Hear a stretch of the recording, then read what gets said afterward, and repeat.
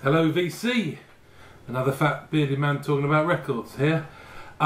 This is my entry and response to Big Star 1000's Gimme Ten 1989.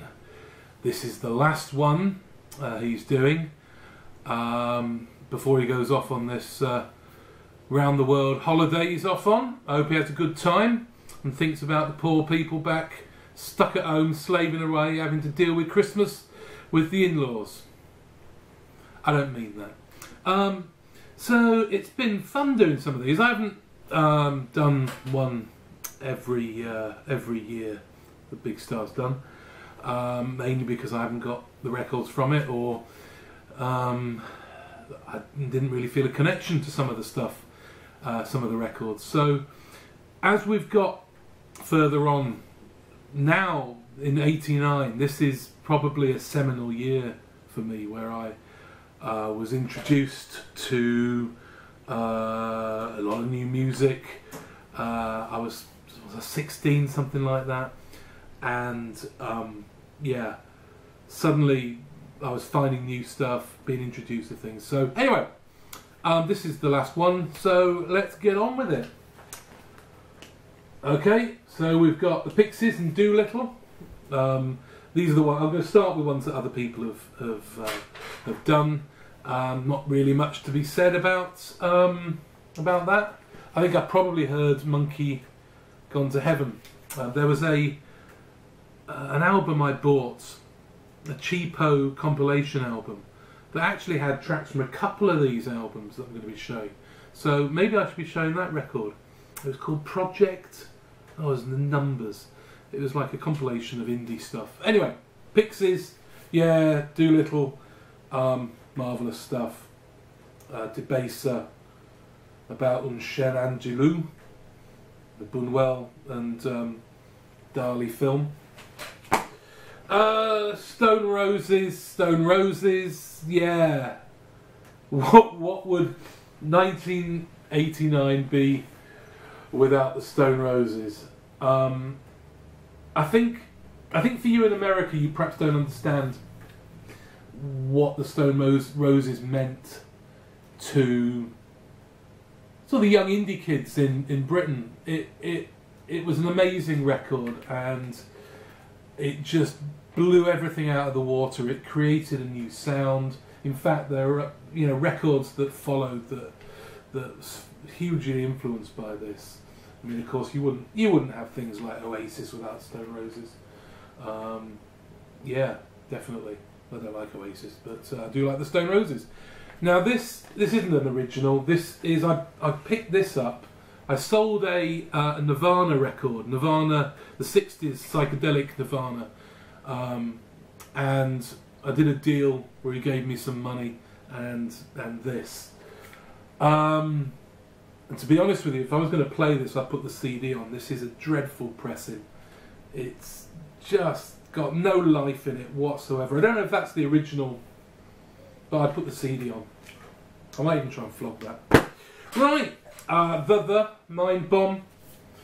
This was the first record I heard by Matt Johnson.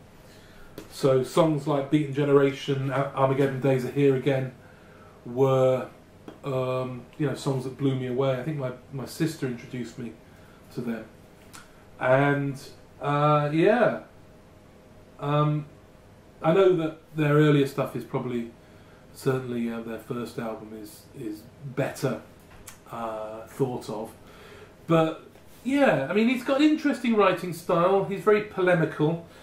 He doesn't wear his heart on his sleeve very much. If he's going to say something, he's going to make sure he says it. And so for some people, that's a little bit, I don't know, too Brechtian. But it's got Sinead O'Connor's on this album, Johnny Marr on guitars. I really like it. It's a good one. Okay, 3 Feet High and Rising, De La Soul. I remember sitting in my art class at school, drawing the daisies with my friend James. We were obsessed by the Daisy Age hip hop of De La Soul. there was something, that blending of the psychedelic was just, you know, it kind of spoke. But also, you know, I'd have to admit that it was a form of hip hop that was comfortable. You know, as opposed to something like NWA or Public Enemy, this was easygoing. For a white middle class Englishman, this is very easy listening. But there's some great stuff on it, and it's a lovely album. So, just to say, I wasn't just into the easy hip hop. Here we've got Ice-T, the Iceberg. Hang on, what's it called? The Iceberg. Freedom of speech. Just watch what you say. So we're back with that political form of hip hop. And I like this album, much like the De La Soul album. It's heavy on the samples, and a song, my favourite on here is what was it? Oh, yeah, You Played Yourself, which has got great kind of soul samples, and all of this album is like that. But Ice-T's great, and you know, anyone that can pull off playing a mutant kangaroo in Tank Girl. No, he didn't pull off playing a mutant kangaroo in Tank Girl. That's probably killed his career. Anyway, yeah, co-produced by Afrika Bambaataa, or I think Afrika Islam as he's going by this stage. Is that the same person? I think it is. Yeah, really good. Not particularly great album cover. I know my mother didn't like that album cover. Closer to Home, Spike by Elvis Costello. Again, this was probably the first album I actually heard by. I mean, I think I probably heard his songs, but this was the first album of his I actually listened to fully. And yeah, it's not with the attractions, and it's quite produced, but it's got some brilliant songs on it. This Town, Let Him Dangle, which is about Derek Bentley, who was a person who was hung supposedly just because he said let him have it. There's a film about it with Christopher Eccleston. Veronica, co-written by Paul McCartney.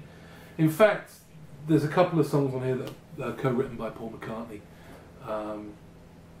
But yeah, songs like Miss Macbeth, Baby Plays Around, God's Comic, I loved them all. Deep Dark Truthful Mirror, yeah, really nice album. Okay, I'm in that disco. I'm listening to Populi itself. This is the day, this is the hour, this is this. A kind of heavily influenced, I suppose, by the Beastie Boys. Electronic dance beats on indie tunes, really retro stuff, and much like, I mean, actually it's interesting, if you look at this year, it does seem to be the year of the sample. You know, you've got De La Soul, who's famously would be taken to court over it. This is full of samples as well. And I think there's another album I think that's got samples in it as well that I'm going to show. I think I first heard Can You Dig It? That was on that compilation I was talking about earlier. Defcon 1's on here. Yeah, I mean, you know, for someone that was growing up reading comics and all that kind of stuff, it was full of, you know, talking about Alan Moore and The Watchmen and things like that. It was the stuff you were listening to. It references all these things, and it's great danceable indie. Populi itself, great band. This one, Wonder Stuff, Hup. This is sort of showing the kind of the indie leanings I was really going on at this stage. These types of albums that were coming out with that kind of the same kind of beat that the Stone Roses would put on their records, very much copying that style. And the Wonder Stuff were, I mean, again, like I said, I think this starts with a huge number of samples, as if someone's tuning in a radio or something. And yeah, they're indie, but this album brings in lots of kind of folky elements that later on they would do to perhaps higher acclaim with Welcome to the Cheap Seats and Size of a Cow. But what we got: Can't Shape Up, Don't Let Me Down Gently, Radio Ass Kiss, Golden Green. Nice album. Still listen to this. Why do I keep turning the record? Let's just keep turning the record. There we go. Okay. 1989, not a good year really for country music. We're stuck for kind of the alternative country. We're stuck between different movements. We're a year away from Uncle Tupelo releasing their first album and the whole start of the new No Depression era. And then we're also kind of at the end of all the cowpunk, Paisley Underground, all that kind of stuff. However, the last vestiges here, Green on Red, with This Time Around, not probably their best album by far, but actually for me there's some really nice country ballads on here and I like those. What's the song? You Couldn't Get Arrested, and Pills and Booze, which is good. It's actually got what did I say? Bernie Ledden playing mandolin and other instruments on various tracks, and Spooner Oldham. So those collaborations are in there. That's quite good. So yeah, Chuck Prophet and Dan Stewart. I'm not sure if this is their last album. It's the last album of theirs I've certainly got. But yeah, good album. Good sort of end of the line Paisley Underground, bit Replacements-esque, bit REM, more country. Okay, final album. I think that's 10. I haven't counted them actually. I couldn't do this without showing a world music album, and this is Abdelaziz Al Mubarak, a Sudanese singer who's in Sudan in the 80s was I mean, they're Elvis, they're the big name really. And this is an absolutely beautiful live album. What's it called? It's called Straight from the Heart. And if you haven't heard El Mubarak, seek it out. It's a beautiful sounding record. He's got a kind of an orchestra with saxophone, accordion, a number of guitars, tabla and bongos, and you wouldn't believe the sound. It's very hard to to tell you. It's easygoing, it's rhythmic, yeah, just beautiful, extended songs that just sound absolutely beautiful. I wish I could I need to work on describing music better. Okay, so there we are. Check him out, he's good. Right, that was my 1989 Gimme 10. Thanks Fred for this, it's been good fun. We'll have to move on to something else. I'm sure that there'll be another trend in the VC that we can all subscribe to and enjoy videoing our collections for. Okay, so thanks for watching. Bye bye.